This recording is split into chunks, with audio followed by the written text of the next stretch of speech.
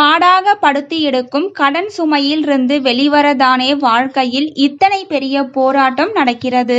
அந்த கடன் சுமையில் இருந்து வெளிவர வேண்டும் என்றால் இந்த நாளை யாரும் தவறவே விடக்கூடாது.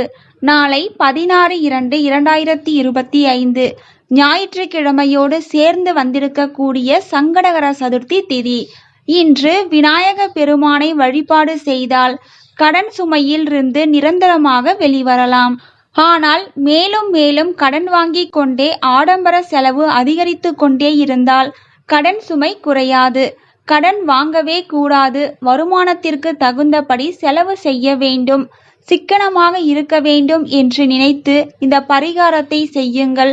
வாங்கிய கடனை திருப்பி அடைக்கும் வரை புது கடன் வாங்கக்கூடாது என்று ஒரு சபதத்தையும் இன்றோடு எடுத்துக்கொள்ளுங்கள். சரி, நாளைய தினம் இந்த பரிகாரத்தை எப்படி செய்வது, எந்த ஒரு பொருளை விநாயகர் கோவிலில் நின்று தலையை சுற்றி போடுவது, ஆன்மீகம் சார்ந்த இந்த பதிவை தொடர்ந்து தெரிந்து கொள்ளுங்கள். இந்த கடன் சுமையை நமக்கு கொடுத்து நம்மை கேளிக்கை செய்து பார்க்கக்கூடிய வேலை யாருக்கு தெரியுமா? இந்த கேது கிரகத்துக்கு தான் இருக்கிறது.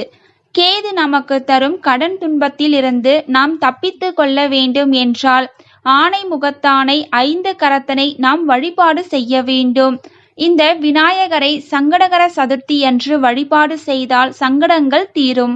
ஞாயிற்றுக்கிழமையோடு சேர்ந்து வந்திருக்கும் இந்த சங்கடகர சதுர்த்தியில் விநாயகர் கோவிலுக்கு செல்லுங்கள். ஒரு கைப்பிடி கொள்ளு தானியத்தை கையில் எடுத்து கொள்ளுங்கள்.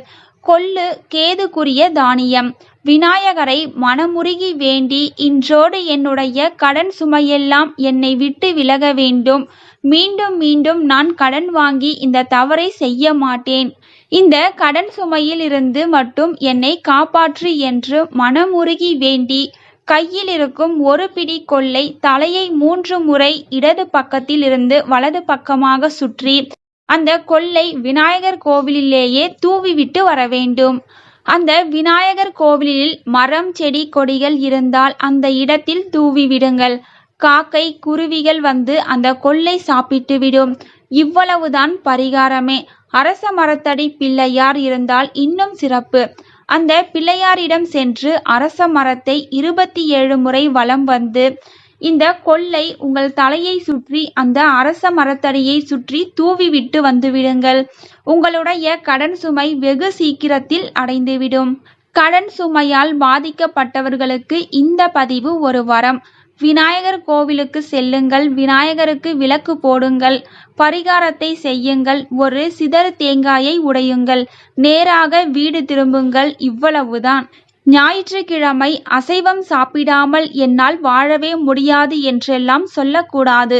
காலை 6 மணியிலிருந்து 7 மணிக்குள்ளாவது இந்த பரிகாரத்தை செய்துவிட்டு பின்பு உங்கள் வாழ்க்கை வழக்கத்தை தொடருங்கள் என்ற தகவலுடன் ஆன்மீகம் சார்ந்த இந்த பதிவினை நிறைவு செய்து கொள்கிறேன். தேங்க்யூ ஃபார் வாட்சிங்.